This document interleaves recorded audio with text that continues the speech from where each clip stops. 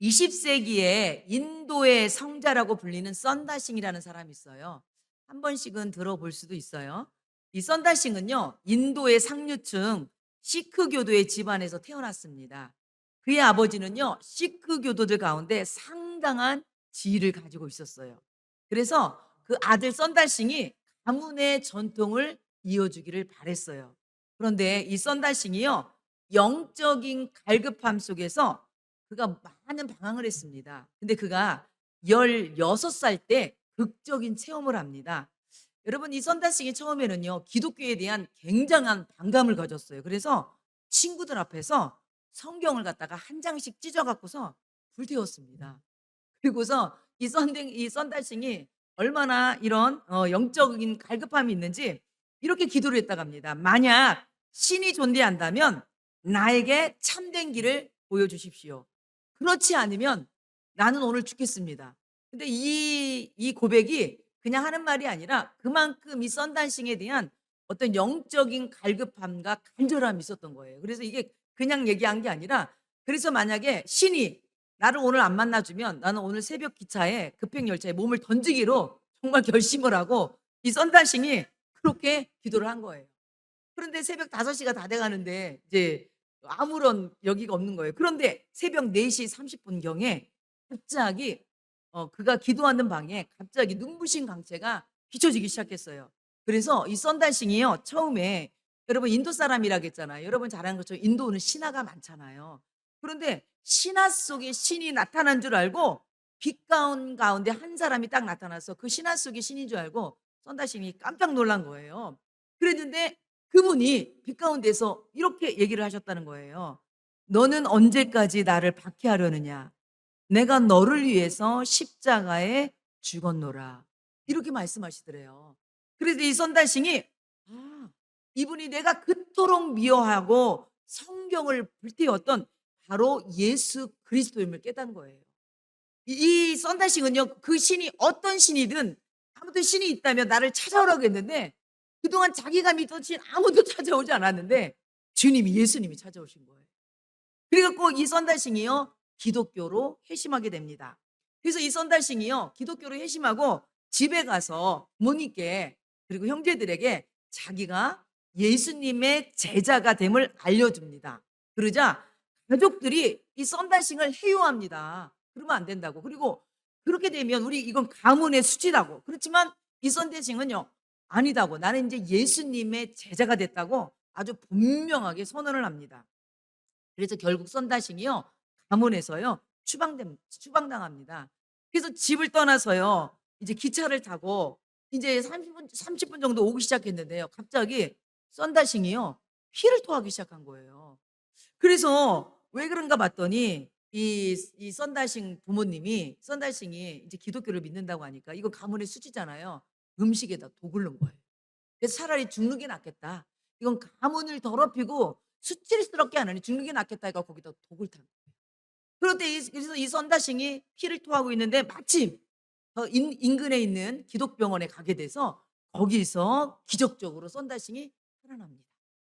그리고서 인제 이 선다싱이 그때부터 이제 복음을 전하는 일을 하는데 1920년 선다싱이 영국의 옥스퍼드 대학을 방문했을 때 한 종교학 교수가 선다싱에게 이런 질문을 했다고 합니다. "당신은 인도의 오랜 종교, 특별히 시크교나 힌두교 속에서 이미 많은 진리와 훌륭한 가르침을 접하면서 자랐는데 그런데 어떻게 그 모든 것을 한 번에 버리고 기독교를 개종했습니까? 기독교에서 당신이 발견한 것이 무엇입니까?" 이렇게 물은 거예요. 그러자 썬다싱이 이렇게 대답했다고 합니다. "내가 기독교에서 발견한 것은 다른 종교에 없는 살아계신 그리스도입니다." 이렇게 얘기했답니다. 그러면서 다른 종교의 창시자들은 위대한 가르침을 남기고 죽었으나 예수는 죽음에서 부활하셔서 지금도 살아계시고 지금도 나와 함께 계십니다. 이렇게 얘기를 했대요. 그러자 그 교수님이 또 이렇게 물어봤답니다. "그러면 기독교가 다른 종교나 철학보다 우월한 점이 무엇이라고 생각합니까?" 이렇게 물어본 거예요. 그랬더니 이 썬다싱이 이렇게 대답했대요. 기독교는 철학이 아니라 생명입니다. 다른 종교는 도덕을 가르치지만 바로 기독교는 살아있는 기독교는 생명을 줍니다. 이렇게 얘기를 했다고 합니다. 그렇습니다. 사랑하는 성도 여러분, 부활하신 예수님은요, 썬다싱을 만나 주셨고요. 그에게 생명을 주었고요. 그의 인생을 바꾸어 주었습니다. 여러분, 만약에 예수님께서 십자가에서 죽으시고 그것으로 끝났다면 기독교 역시 수많은 종교의 하나에 불과했을 수밖에 없었을지 모릅니다. 그런데 여러분, 기독교는요, 바로 예수님이 죽음으로 끝난 것이 아니라 부활하셨고 부활하신 주님이 우리에게 생명을 주셨음을 믿으시기 바랍니다. 오늘 성경에도 바로 그 부활하신 예수님께서 바로 여인들을 만나주고 제자들을 만나는 그런 사건이 오늘 본문에 등장하게 됩니다. 성도 여러분, 오늘 이 시간 여러분 오늘 이 말씀을 통하여서 부활하신 예수님을 만나시는 우리 성도들 되시기 바랍니다. 오늘 이 시간에 여러분 모두 다 여러분을 예수님이 부활하신 그 예수님을 만났던 그 현장으로 여러분을 지금 데려갈 거예요. 여러분 오늘 시간 말씀에 집중할 때 말씀으로 찾아오신 그 하나님을 만나시는 귀한 성도들 되시기 바랍니다. 여러분, 예수님께서 십자가에서 운명하시자 예수님을 3년 동안 따라다녔던 제자들은요, 두려움 때문에 다 흩어졌어요. 그리고 다 숨어버렸어요. 그랬는데 여러분, 뜻밖의 인물인 사내들인 공회인, 바로 공회연인 아리마대 요셉이라는 사람이 자신의 정치적인 위치야 관계적 손해를 무릅쓰고 빌라도 총독에게 가서 바로 예수님의 시체를 내어달라고 요청합니다. 여러분 아시겠지만 예수님과 함께한 사람들은요, 지금 다 어떻게 됐어요? 다 숨었어요. 왜 그러냐면 예수님은요, 지금 이단 개수나 마찬가지야. 당시의 사람들의 눈에 볼 때. 그렇기 때문에 예수님의 친분이 있다는 것은요, 여러분 이런 걸 알리면 안 돼요. 그런데 지금 오늘 아리마대 요셉은 뭐라고 그러냐면 이 사람은요, 공의원이거든요. 당시에 어떤 사회적으로도 위치가 높은 사람이야. 그런데도 불구하고 당시 로마 총독 빌라도에게 바로 십자가에 죽으신 그 예수님의 시체를 내어달라고 요구합니다. 그럴 때 빌라도가 그의 요청을 들어줍니다. 여러분, 십자가에서 물과 피를 쏟으시고 온몸에 채찍질해서 상처나신 그 예수님을 여러분 아리마대 요셉이 봤습니다. 그리고 저는요, 이 장면을 생각하는데 이 장면을 생각하고서 말씀을 준비하는데 눈물이 나더라고요. 아리마대 요셉이 자기 눈앞에서 예수님의 처참한 그 상처난 그 몸을 보고서 얼마나 마음이 아팠을까. 그 상처난 몸을 갖다가 아리마대 요셉이 깨끗한 세마포로 정성껏 쌉니다. 그리고 그리고 아리마대 요셉이 바위를 뚫어 만든 자신의 새 무덤에 예수님의 시신을 안치합니다. 여러분, 이 이스라엘은 여러분 아시겠처럼 우리처럼 어떤 매장 문화가 땅을 파서 하는 것이 아니라 불을 파갖고서 거기다 이렇게 안치하는 거거든요. 여러분, 우리가 이 아리마대의 요셉의 모습을 통해서 우리 믿는 사람들이 한 가지 좀 우리가 도전을 받아야 될 게 있습니다. 뭐냐면 우리가 예수님을 믿는다고 하면서 우리가 교회를 다닌다고 하면서 신앙생활을 한다고 하면서도 우리가 때때로 우리의 일상에 나가면요, 우리가 사람들의 눈치를 종종 볼 때가 있어요. 뿐만 아니라 우리가 하나님을 믿는다는 믿음을 드러내지 못하는 순간들이 우리가 종종 있을 수 있습니다. 이런 걸 보면 이 아리마대 요셉은요, 본인의 어떤 손해나 본인에게 어떤 마이너스가 될 줄도 알면서도 여러분 주님 편에 서서 바로 주님의 시체를 안장했던 것처럼 여러분 우리도 때로는 우리가 믿음의 사람이라는 것을 드러내야 됩니다. 제가 예전에 어떤 아는 분은요, 그 가슴에 항상 십자가 이 배지를 달고 다녀요. 그래서 제가 아니 왜 십자가 배지를 그렇게 달고 다니냐고 했더니 금색 그것도 그래서 진짜 금이냐고 그랬더니 진짜 금은 아니래. 그래서 제가 왜 십자가 배지를 달고 다니냐고 했더니 이것이 자기 행동을 절제하게 한다. 왜 그러냐면 내가 그리스도인인지 아닌지 사람들이 모르잖아요. 근데 일단 십자가를 딱 하고 다니면 적어도 이 사람은 교회 다니는구나 알잖아요. 그러면 자기가 이 십자가 때문에 말도 더 조심하게 되고 행동도 더 조심하게 되고 이러기 때문에 자기가 이걸로 일부러 자기가 십자가 배지를 달고 다닌다 하더라고요. 근데 어떤 사람은 자기가 예수님을 믿고 교회를 다님에도 불구하고 자기가 드러내야 될 부분도 어떻게 해요? 감추는 분도 많이 있잖아요. 그런데 여러분, 오늘 아리마대 요셉은요, 바로 본인의 어떤 사회적 위치, 어떤 관계의 손실도 마다하지 않고 과감하게 본인이 예수의 제자임을 드러내고 예수님의 시체를 요구했다는 것이죠. 우리 사랑하는 성도들은요, 예수 믿는 거 당당하게 여겼으면 좋겠습니다. 아멘. 하나님께서 여러분을 선택하셨어요. 여러분 하나님의 자녀입니다. 아멘. 내가 하나님의 자녀임을 당당하게, 그리고 우리 그렇게 드러내는 우리 성도들 되시기 바랍니다. 여러분, 이렇게 예수님의 그 시신이 아리마대 요셉의 무덤에 안치가 되었는데, 바로 예수님을 죽인 종교 지도자들은요, 예수님의 시신이 무덤에 안치된 후에도요, 마음이 놓이지가 않은 거예요. 그래갖고요, 대제사장과 바리새인들이 빌라도 총독을 찾아갑니다. 당시에 이 로마 총독이 그때 이 모든 걸 다스리고 있었거든요. 그러면서 뭐라고 얘기하냐면, 오늘 마태복음 27장 63절 64절 이렇게 얘기합니다. 주여, 저 속이던 자가 살아있을 때에 말하되 내가 사흘 후에 다시 살아나리라 한 것을 우리가 기억하노니, 그러므로 명령하여 그 무덤을 사흘까지 굳게 지키게 하소서.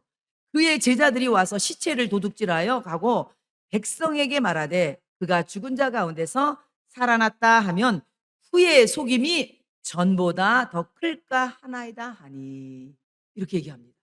지금 대제사장과 바리새인들이 뭐라고 얘기해요? 지금 여기 보니까 총독 보고 뭐라고 얘기해요? 주여, 이렇게 얘기합니다. 그리고 예수님한테는 뭐라고 얘기해요? 속이던 자. 진정한 참 주님이 누구예요? 사실은 예수님이잖아요. 그런데 지금 종교 지도자리라는 사람들이 예수님에 대해서는 속이는 자라 얘기하고 빌라도에게는 주님이라 얘기하면서 뭐라고 합니까?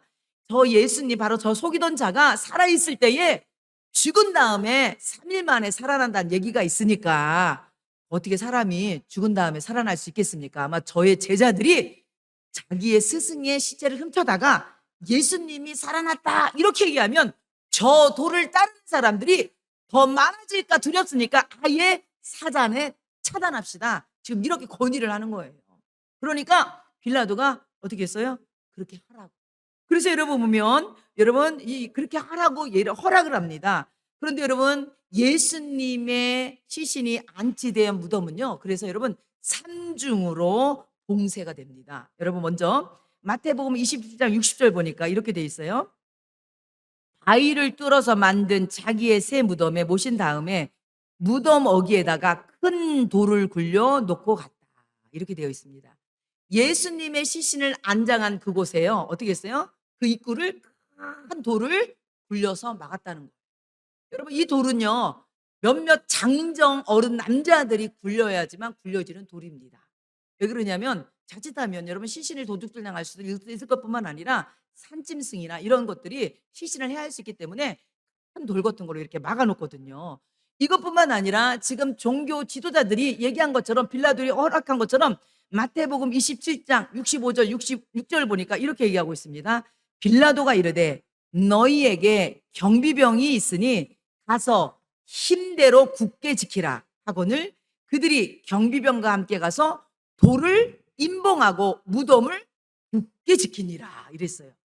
두 번째는요, 이 무덤을 어떻게 했냐면 임봉했다고 그래요. 봉인했다고 그래요. 이게 무슨 말이냐면요, 여러분 당시에 이 봉인은요, 여러분 권력으로 아무나 이 무덤 문을 건들지 못하도록 이것을 법적으로 차단했다는 얘기거든요. 이거는요, 어떤 거냐면요, 이 돌을, 이 무덤을 막고 있는 돌에요, 큰 돌에 끈이나 밧줄을 갖다가 이렇게 묶습니다. 가로로 딱 묶어놓고, 저렇게 보면 여러분 또 노마 병정들 가운데 보면 끈이 보이죠? 저런 끈으로 저렇게 딱 묶어놓고서 저기에다가 밀랍이나 점토를 바릅니다. 그리고 끈이 움직이도록 못하도록 고정한 다음에 그 위에 밀랍이나 점토 바른 그 위에 어떻게 해요? 로마 총독의 인증을 딱 찍어요. 그러니까 누구나 이것을 건들면 어떻게 되냐면, 만약 이 인봉을 이거 건들게 되면 어떻게 되느냐, 권력에 대한 반역으로 즉시 체포되고 신문 없이 처형도 가능합니다. 그러니까 아무나 저거를 건들 수가 없는 거예요.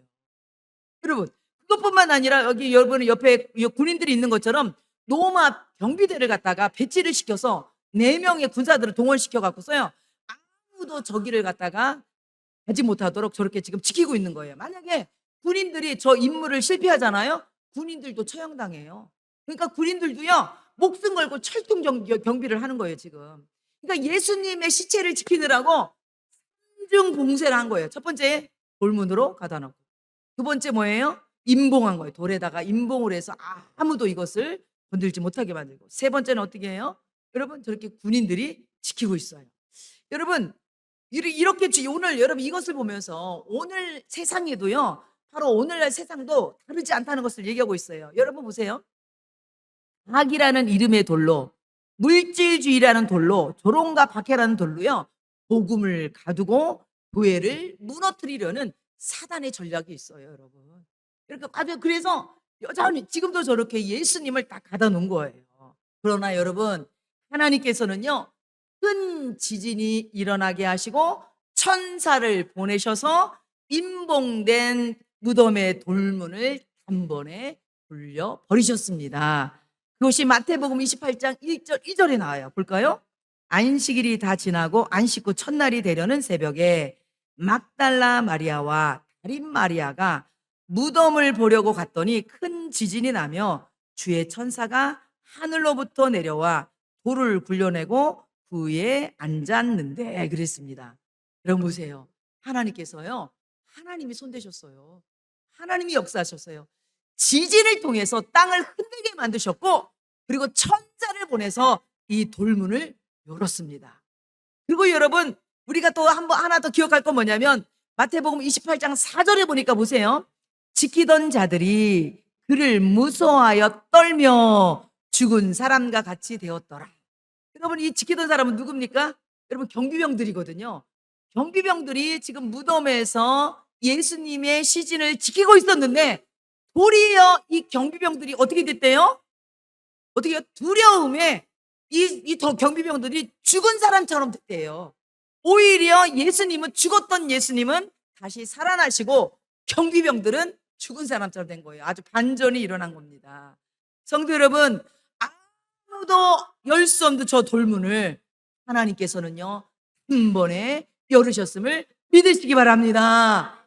그래서 여러분, 찬송가 160장에 보면 160장 3절에 보면 여러분, 노버트 롤이라는 목사님이 만든 곡인데요, 이렇게 얘기하고 있습니다. 아주 잘 만들었어요. 보세요. 거기 못 가두네 예수 내 구주, 우리를 살리네 예수 내 주, 원수를 달기고 무덤에서 살아나셨네. 어두움을 이기시고 나와서 성도들과 함께 길이 다스리시네. 사셨네 예수 다시 사셨네. 그렇습니다. 죽음이 생명을 이기지 못하고 어둠이 빛을 가두지 못하며 인간의 권세가 하나님의 능력을 이길 수 없음을 믿으시기 바랍니다. 성도 여러분, 그렇습니다. 여러분, 우리가 이 돌문을 통해서 우리에게 여러분 시사해 주는 바가 있어요. 여러분, 이것이 우리 신앙과 적용해서 우리가 생각해 본다면 우리 인생에도요, 얼마든지 물리적으로 막힌 돌 같은 문제가 있을 수 있다는 것입니다. 이미 끝났다고 선언된 임봉된 상황처럼 그런 어려운 현실이 우리 앞에 있을 수 있다는 것입니다. 경비병처럼 도저히 건드릴 수 없고 두렵고 막막한 일들이 우리 앞에도 있을 수 있다는 것입니다. 그런데 바로 오늘 돌문을 여신 그 하나님께서, 바로 예수님은 지금도 살아계시고 우리와 함께 계심으로 하나님이 역사하시면 죽음에서도 살아나신 주님께서 우리의 맡겼던 문제, 닥쳤던 문제도 해결해 주실 것을 믿으시기 바랍니다. 여러분, 무덤문을 여신 하나님께서 함께 하시면 어떤 문제인들 해결하지 않겠습니까? 그러죠? 여러분, 우리 삶에 어떤 답답하고 힘든 문제가 있을지라도 하나님이 역사하면요, 지진이 나서 흔들린 것처럼 우리 문제가 흔들립니다. 하나님이 천사를 통해서 그 문 열어준 것처럼 하나님이 역사하시면 지금도 우리의 닫혔던 문들과 그리고 우리를 답답하게 했던 모든 것들이 열려질 걸 믿습니다. 저와 여러분에게 그런 은혜가 있기를 축원합니다. 여러분, 그리고 우리가 오늘 본문에서 우리가 좀 기억해야 될 게 있습니다. 주목하여서 보여야 될 게 뭐냐면 바로 여인들입니다. 여인들. 여러분, 아까 제가 서두에 말씀드린 것처럼 예수님이 십자가에 달리자 예수님과 3년 동안 함께했던 제자들은요, 흩어졌어요. 흩어졌어요. 그런데 여러분, 갈릴리에서부터 따라오던 여인들은요, 예수님의 십자가 현장까지 따라가서 그곳에 있었고요. 뿐만 아니라 예수님의 무덤까지 따라가면서요, 예수님에 대한 사랑과 헌신을 보여줬습니다. 여러분, 저는요, 이 여인들의 이런 모습을 보면서 참 은혜를 받았어요. 어떤 은혜가 됐냐면, 보세요. 여러분, 예수님의 기적의 현장, 예수님의 능력의 현장에는요, 많은 사람들이 따라다녔어요. 제자들은요, 더 앞에서 따라다녔어요. 그런데 예수님이 가장 낮은 자의 모습으로 십자가에 죽으실 때 많은 사람들은 다 떠나버렸어요. 그런데요, 그 길까지 여인들은요, 끝까지 함께 했다는 거예요. 저는요, 우리 사랑하는 성도들이요, 이 여인들처럼 우리가 힘들 때나 좋을 때나 어려울 때나 늘 주님과 함께하는 우리 사랑하는 성도들 되시기 바랍니다. 저는요, 이 말씀을 준비하면서 목회자로서 그렇구나. 저도 우리 성도들이 좋을 때나 그리고 힘들 때나 어려울 때나 늘 함께하는 목회자가 되어야 되겠다. 여인들이 예수님과 늘 함께 십자가의 자리까지, 무덤의 자리까지 함께 했던 것처럼 나도 우리 성도들과 그렇게 그런 목회자가 되겠다고 다짐을 했거든요. 우리 성도들도 저와 함께 우리 하늘의교회 그렇게 있기를 다짐해요? 아이고 고마워요. 목소리가 짝을 짜랐더니 크게 나오네요. 여러분 그렇습니다. 우리 끝까지 함께 합시다. 하나님께서 우리 예수님 안에서 우리 교회로 보내주시고 우리 한 식구가 되었잖아요. 우리가 좋을 때만 함께하는 것이 아니라 어려울 때도 힘들 때도 이렇게 함께하는 그것이 진정한 가족 아닙니까? 그것이 우리가 우리 하나된 공동체의 모습인 걸 믿습니다. 그래서 여러분 이 여인들의 모습을 이렇게 보여줍니다. 마태복음 27장 60절 61절 보니까 이렇게 돼 있어요. 바위 속에 판 자기 새 무덤에 넣어두고 큰 돌을 굴려 무덤문에 놓고 가니 거기 막달라 마리아와 다른 마리아가 무덤을 향하여 앉았더라. 지금 막달라 마리아와 다른 마리아가 예수님의 무덤에 앉혀 있는 그곳까지 또 따라와서 예수님의 무덤 있는 데까지 한없이 주저앉아서 그것을 바라봤다는 얘기입니다. 끝까지 예수님 있는 그곳까지 끝까지 따라왔음을 우리가 볼 수가 있습니다. 그것뿐만 아니라 오늘 마태복음 28장 1절에 보니까 안식일이 다 지나고 안식 후 첫날이 되려는 새벽에 막달라 마리아와 다른 마리아가 무덤을 보려고 갔더니 그랬습니다. 이 여인들은요, 안식 후 첫날, 오늘로 얘기하면 오늘 새벽에 바로 예수님의 무덤에 예수님의 그 죽으신 예수님 몸에 향품을 바르려고 바로 가지고 가면서 두 여인이 얘기하면서 갑니다. 예수님의 무덤이 돌문으로 막혀 있는데 누가 우리를 위해서 저 돌문을 열어줄까? 이러면서 이 어슴푸레한 이 새벽에 두 여인이 향품을 가지고 예수님의 무덤을 향해서 가고 있습니다. 그런데 여러분 우리가 잘 아는 것처럼 바로 예수님의 무덤은 어떻게 됐어요? 마태복음 28장 2절 5절 말씀 보니까 다시 보세요. 큰 지진이 나며 주의 천사가 하늘로부터 내려와 돌을 굴려내고 그 위에 앉았는데 그 형상이 번개 같고 그 옷은 눈같이 희거늘 천사가 여자들에게 말하여 이르되 너희는 무서워하지 말라 십자가에 못 박힌 예수를 너희가 찾는 줄 내가 아노라 그랬습니다. 여러분 그 굳게 닫혔던 돌문을 천사가 문을 열고 천사가 어떻게 했다는 거예요? 돌문 위에 앉아서 여인들을 맞이하고 있었어요. 그러면서 이 천사가 뭐라고 합니까? 너희들이 지금 십자가에 달린 그 예수를 찾고 있구나 이러면서 지금 일어난 현재 상황을 지금 이 여인들에게 말씀하고 있습니다. 그래서 마태복음 28장 6절에 보면 이렇게 말씀하고 있습니다. 그가 여기 계시지 않고 그가 말씀하시던 대로 살아나셨느니라. 와서 그가 누우셨던 것을 보라. 이렇게 말씀하고 있습니다. 천사가 뭐라고 그래요? 예수님께서 살아나셨다고 말씀합니다. 여기 살아나셨다는 것은요, 수동태 동사로서요, 일으켜졌다는 뜻이거든요. 수동태라는 건 뭐예요? 능동적으로 내가 스스로 일어났다는 것이 아니라 누구에 의해서 되는 거잖아요. 바로 예수님이 살아난 것은요, 본인 스스로 일어난 것이 아니라 하나님의 능력에 의해서 부활하셨음을 의미하고 있습니다. 그리고 중요한 건 뭐냐면 예수님이 살아생전에 말씀하셨던 대로 자신이 죽음을 당신의 순환을 예고하시고 부활을 예고하셨던 대로 예수님이 살아나셨다는 것입니다. 바로 예수님의 죽음이 필연적인 것처럼 예수님의 부활도 필연적이라는 것을 말씀하고 있습니다. 성도 여러분, 우리가 여기에서 한 가지 좀 짚고 넘어갈 게 있습니다. 여러분, 여인들이 예수님의 무덤에 왔을 때 여인들도 이미요 바로 예수님을 따르던 여제자들이거든요. 근데 여인들도요 예수님이 살아있을 때 내가 십자가에 죽고 다시 살아날 거야, 이 말을요 여인들도요 들었습니다. 여인들도 알고 있었어요.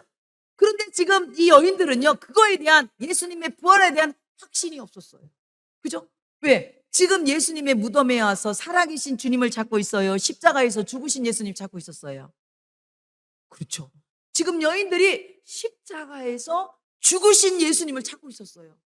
그랬더니 지금 천사가 뭐라고 그래요? 그분은 어떻게 해요? 말씀하신 대로 살아나셨다고 얘기합니다. 여러분, 여기에 아주 중요한 의미가 있습니다.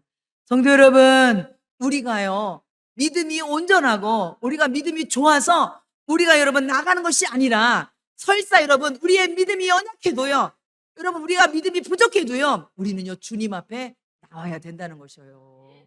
어떤 분들은요, 아유 저는 믿음이 없어서요, 그럴수록 더 나오는 거예요. 그럴수록 더 주님 앞에 나와야 되는 거예요. 여인들도요 예수님에 대해서 말씀을 들었어요. 보혈하듯. 그럼에도 불구하고 여인들은 어떻게 했어요? 그런 믿음이 없었어요. 근데 주님 앞에 나오니까 주님이 어떻게 했어요? 그 여인을 만나주셔. 천사를 통해서 부활의 소식을 가르쳐 주셔. 그렇습니다. 성도 여러분, 믿음이 없습니까? 믿음이 연약합니까? 걱정하지 마세요.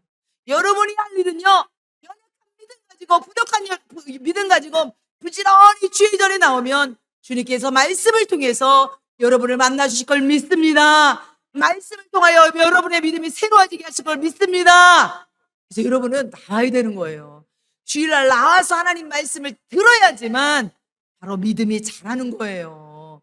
가만히 있다고 믿음이 자라는 게 아니에요. 이 여인들도 바로 부활의 주님에 대한 확신이 없었음에도 바로 주님 앞에 나왔잖아요. 그럴 때 우리 천사를 통해서 만나주신 것뿐만 아니라 나중에 예수님께서 이 여인들을 직접 만나주십니다. 그리고 여러분, 천사가 이 여인에게 뭐라고 하냐면 예수님이 누우셨던 것을 와서 보라고 얘기합니다. 직접 가서 보라는 거예요.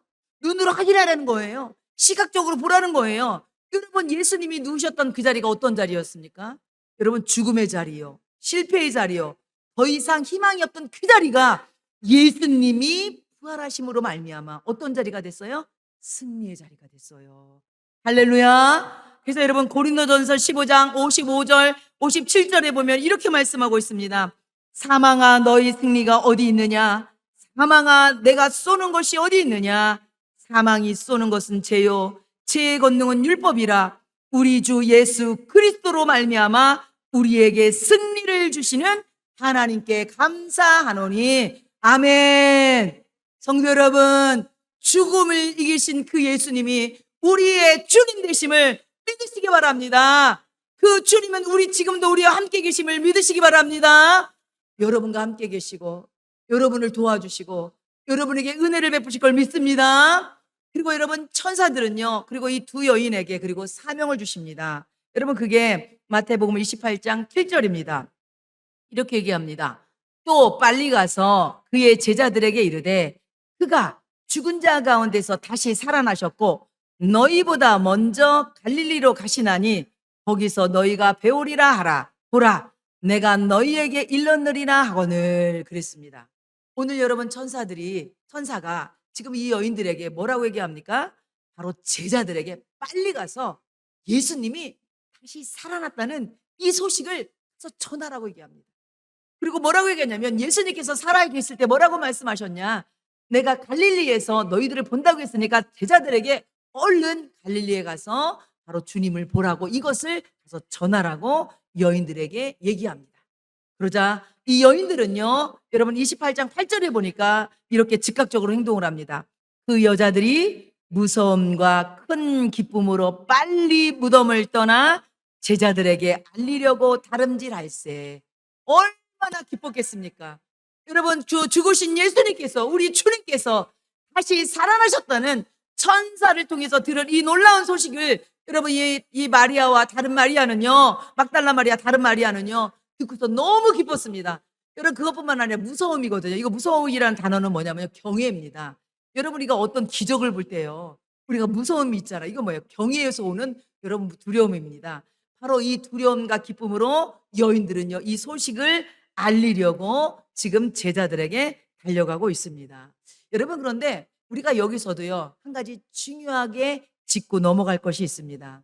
여러분 우리가 한 번씩은 다 들어봤겠지만 1세기 바로 이때 당시의 유대사에서는요 여성의 증언은요 법적으로 거의 인정되지 않았어요. 여러분 당시에는 여성들은요 호적에도 올라가지 않은 것처럼 법적의 증인으로 세울 때도요 여성은요 아주 그냥 증인으로 받지를 않았다니까요. 바로 여성들을 그렇게 무시했는데, 여러분 그런데 오늘 마태복음의 기자는요 바로 오늘 부활의 첫 증인을 바로 막달라 마리아와 다른 마리아 이 두 사람을 증인으로 세웠습니다. 여러분 증인에는요 반드시 두 명이 필요하거든요. 바로 이 두 여인을 바로 부활의 증인으로 세운 것입니다. 여러분 이것을 통해서 우리가 알 수 있는 건 뭐냐면, 여러분 어떻게 보면 이 많은 사람들은요 예수님의 부활 이야기가 조작되었다고 얘기한다면, 어떻게 보면 성경은요 바로 예수님의 부활의 증인을요 여자들이 아닌 남자들을 세웠을 거예요. 설사 여자들이 부활의 첫 증인이라고 해도 여러분 그 여자들을 싹 빼고 어떻게 해요? 남자들을 세웠을 거예요. 그래야지만 뭐가 생겨요? 법적인 효력이 생겨요. 그런데 성경은요 그대로 씁니다. 마태 기자는요 그대로 바로 부활의 첫 증인이 막달라 마리아와 다른 마리아라는 것을 얘기하고 있습니다. 뿐만 아니라 여러분 부활하신 예수님이 13번이나 부활하신 몸을 사람들에게 보여주거든요. 그런데 첫 번째 부활하신 몸을 보여준 사람이 누구냐? 오늘 본문에 나오는 막달라 마리아와 다른 마리아에게 예수님께서 부활하신 몸을 보여줍니다. 여러분 한번 볼까요? 여러분 28장 마태복음 28장 9절입니다. 보세요. 예수께서 그들을 만나, 그들은 누구예요? 막달라 마리아와 다른 마리아를 만나 이르시되 평안하냐 하시거늘 여자들이 나가 그 발을 붙잡고 경배하니. 네, 할렐루야. 여러분 천사들한테 들었던 그 놀라운 부활의 소식이 바로 그 부활하신 예수님을 자신들의 눈앞에서 만나게 된 거예요. 여러분 여인들이 얼마나 놀랬겠습니까? 너무 놀라서 예수님의 발을 붙들고 경배했다고 했습니다. 성도 여러분, 여기 보면서 예수님께서 여인들에게 뭐라고 인사해요? 평안하냐? 이렇게 묻죠. 여러분 이거는 헬라어로요 카이레테, 이건데 당시에 인사로 사용되는 바로 평안하라는 인사의 용어도 되지만요 이 기본 동사가요 카이로로, 이게 무슨 말이냐면 기뻐하라 이런 뜻도 있어요. 한마디로 우리 예수님께서는요 근심과 슬픔과 걱정으로 무덤에 찾아온 여인에게 이제 뭐라고 얘기합니까? 더 이상 슬퍼하거나 두려워하지 말고 어떻게 하라는 거예요? 기뻐하라고 말씀하시는 겁니다. 왜요? 우리 주님이 부활하셨기 때문입니다. 사랑하는 성도 여러분, 부활의 주님을 만난 사람은요 심령의 마음의 기쁨이 샘솟음을 믿으시기 바랍니다. 이런 놀라운 은혜가 우리 성도들에게도 이 놀라운 기쁨이 차고 넘치기를 축원합니다. 여러분 제가 오늘 여러분에게 한재웅 목사님이 쓰신 글이 하나 있는데요, 여러분 너무 재밌어서 여러분에게 하나 들려주려고 합니다. 여러분 미국 서부 개척시대의 이야기입니다. 몬테나주의 베노크 마을에 살던 사람들이요 몇몇 사람들이 금강을 찾으러요 서부로 떠나게 되었답니다. 금강, 여러분 옛날에 서부시대 우리 옛날에 서부 영화 보면 금강 찾으러 많이 다니잖아요. 그랬는데 길이 너무 험하다 보니까 하다가 몇몇 사람은요 죽고요 몇몇 사람들만 간신히 살아서 집으로 돌아오게 되었습니다. 그런데 여러분 돌아오는 길에 이들이요 이상한 돌에 걸려 넘어졌습니다. 그런데 그 돌 모양이 하도 이상해서 깨뜨려 보니까 그들이 그렇게 찾던 금이 들어있는 돌이었어요. 여러분 가끔 여러분 인터넷 같은 데 보면 또 이렇게 딱 치면 거기에 금 이렇게 작게 넣어 보이잖아요. 그리고요 자세히 살펴보니까 그 주위에요 엄청난 사금이 붙여 있는 거예요. 그런데 문제는 뭐냐면 이들이요 너무 여러분 이들이 준비해왔던 음식도 다 떨어지고 장비도 없었던 일행들이라 이 사람들이요 다시 회의를 한 겁니다. 어떤 회의를 했냐면 남은 사람들이 우리가 장비를 마련해 놓고 다시 오자 이렇게 얘기하고 대신 한 가지 이거는 우리끼리만 비밀이라고 절대로 알리지 말고 우리가 장비와 먹을 것을 준비하고 우리끼리만 오자 이래갖고요 이 사람들이 집으로 돌아갔습니다. 그리고요 이 사람들이 정말로 철저하게 비밀로 아무에게도 얘기하지 않고요 철저하게 비밀로 지키고요 여러분 나름대로 준비를 철저하게 다 한 거예요. 그리고 이 사람들이요 금을 금이 있는 장소로 가려고 떠나려고 하는데 문제는 뭐냐면 동네 사람 수십 명이요 이 사람들 뒤를 쫓아오려고 하는 거예요. 그래 갖고요 분명히 아무에게도 비밀을 발설하지 않았는데 어떻게 이런 일이 벌어졌을까요? 어떻게 벌어졌을까요, 여러분? 여러분 한번 추측을 한번 해보세요. 동네 사람들 이 사람들이 떠나려고 하는데 지금 우르르 쫓아오는 거야. 어떻게 밝혀졌죠? 아무 말도 아무도 비밀이라서 아무도 얘기를 안 했거든요, 진짜. 어떻게 밝혀졌을 것 같아요? 여러분 한번 생각해 보세요. 이유는 너무 간단했어요. 뭐였냐면 바로 그들의 얼굴 때문이었어요. 왜 그러냐면 금강을 발굴한 사람들의 얼굴에는요 빛이 났고요 희망과 설렘이 아득했어요. 여러분 그러니까 이게 얼굴에 드러난 거야. 우리 여러분 복권 탔다고 생각해봐. 여러분 이게 가만히 있어도 이 꼬리가 어떻게 올라가? 이거 아무리 숨기고 싶어도 이게 올라가. 이게 좋은 일이 있어봐. 이게 얼굴에 표가 난다니까요. 여러분 얼굴은요 숨길 수가 없어. 슬픈 것도 얼굴에 나타나지만 기쁜 것도 숨길 수가 없어. 여러분 옆 사람 얼굴 좀 한번 보세요. 여러분 이 마음에 슬픔이 있는지 기쁨이 있는지. 예. 지금 여기 지금 이 사람들이 금강을 발견했는데 비밀을 했는데 얼굴이 얼굴이 환하게 빛나는 거야. 그리고 이들이 말할 때마다 흥분되지 않았겠어요? 아무리 비밀을 말한다고 해도 희망과 설렘이 가득하니까 사람들이 눈치챈 거야. 쟤네들 분명히 금강 발견했어. 너 가자. 이래 갖고 사람들이 직감적으로 알아차려 갖고서 따라 나선 것입니다. 사랑하는 성도 여러분, 그렇습니다. 우리가 조그만 좋은 일만 있어도 얼굴빛이 이렇게 달라지는데 우리 내면 속에 있는 기쁨을 감추지 못하는데 하물며 금덩어리를 발견하고도 이렇게 얼굴이 변하는데 부활하신 예수님을 만난 사람들의 얼굴이 어찌 변하지 않겠습니까? 사랑하는 성도 여러분, 부활하신 주님을 만난 사람들은요 희망찬 얼굴로 빛이 나는 걸 믿으시기 바랍니다. 이 얼굴빛이 바로 부활의 생명과 접붙여진 그리스도인의 상징입니다. 여러분 그렇기 때문에 여러분 우리가 예수님을 만난 사람은요 얼굴이 밝아요. 환해요. 여러분 제 얼굴 밝습니까? 달덩이처럼? 그래요? 고마워요. 여러분도 그렇게 돼야 돼요. 부활하신 예수님이 내 속에 계시면 얼굴에 기쁨이 넘쳐야 돼요. 한번 옆 사람 당신 기쁘십니까? 한번 쳐다보세요. 얼굴이 정말 밝은지. 예, 그렇습니다. 네, 그렇습니다. 여러분 그렇습니다. 예, 그래서 여러분 그래서 우리 누구는요? 우리 모두는요. 바로 이 예수님을 믿음으로 바로 부활하신 주님이 내 속에 계심으로 우리 마음속에 기쁨이 넘침으로 여러분 얼굴도 밝아지는 것입니다. 아멘. 그리고 또 주님은 말씀하십니다. 마태복음 28장 10절에 보니까 이에 예수께서 이르시되 무서워하지 말라. 가서 내 형제들에게 갈릴리로 가라 하라. 거기서 나를 보리라 하시니라. 아멘. 예수님께서요 이미 제자들이 꽁꽁 숨어 있는 걸 알아 지금. 그러니까 예수님께서 여인들에게 뭐라 그래요? 내 형제들에게. 자기를 버리고 그리고 자기를 모른다고 부인했던 베드로, 자기를 버리고 간 모든 제자들에게 지금 뭐래요? 여인들에게 가서 내 형제들에게 그리고 가서 알려라 얘기를 하죠. 여러분 그리고 이 제자들도요 나중에 그 예수님을 부활하신 예수님을 만납니다. 여러분 결론입니다. 여러분 예수님의 부활 이후에 기독교가 극심한 박해에도 불구하고요 예수님을 믿는 숫자가요 이전과 비교할 수 없을 정도로요 급속하게 증가됩니다. 왜 이런 일이 일어납니까? 바로 그 부활이 예수님의 부활이 제자들을 바꿨고요 제자들에게 담대함을 줬고요 제자들에게 예수님의 증인의 삶을 살아가도록 그렇게 만들었습니다.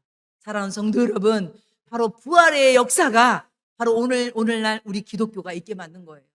부활하신 예수님 때문에 오늘 복음이 이날 한국 땅에도 오게 되고 여러분도 이 소식을 듣게 된 겁니다. 여러분, 여러분에게 마지막으로 그림 하나 보여주고 오늘 말씀을 접으려고 합니다. 여러분, 그림은 하나 보여주죠. 이 그림 한 번 정도 봤을 것 같아요. 여러분, 이 그림은요, 여러분 부르랑이라는 사람이 부활의 새벽이라는 여러분 제목으로 작품을 만들었는데, 지금 이 그림은요, 지금도 프랑스의 오르세 박물관에 미술관에 가면 이 그림이 있다고 합니다. 이 그림은 어떤 그림이냐면요, 아까 말씀하신 막달라 마리아하고 마리아가 제자들한테 가서 예수님이 부활하셨다는 소식을 전하잖아요. 그때 이 두 사람이 예수님의 제자예요. 한 사람은 누구냐? 여기에 좀 어두침침한 옷 입은 사람은 누구냐면 베드로. 그리고 또 그 옆에 있는 이 사람은 누구냐면 요한. 흰색 입을 진 사람은 요한은 좀 젊습니다. 이 두 사람이요, 그 소식을 듣고 이들도 지금 어디를 가고 있냐면요, 지금 무덤으로 향해 가고 있어요. 그런데 중요한 거면요, 이 제목이 뭐래요? 부활의 새벽입니다. 여러분, 이 화가는요, 오늘 보면 알겠지만 베드로의 옷은 침침하지만 전반적으로 저쪽에 지금 동력 하늘에 빛이 떠오르면서 어떤 색이에요? 밝아오죠. 그러면 황금빛으로 표현되어 있죠.